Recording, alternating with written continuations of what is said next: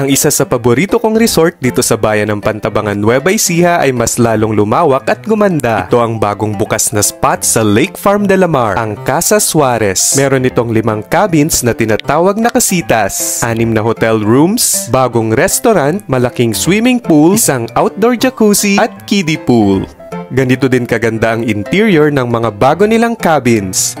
Very cozy, malinis at mabango. Perfect mag-staycation dito ang pamilya, barkada, couple at magkakatrabaho. At pati mga fur babies ay mag-e-enjoy din dito dahil ang Lake Farm de la Mar ay isa sa mga pet-friendly destinations dito sa probinsya ng Nueva Ecija. Just make sure na lagi kayong responsible pet owners. Bukod sa swimming at sightseeing, isa din sa ma-enjoy nyo dito sa Lake Farm de la Mar ang dining. Located ang Lake Farm de la Mar sa Lot 15, Kilometer 5, Barangay Villarica, Pantabangan, Nueva Ecija.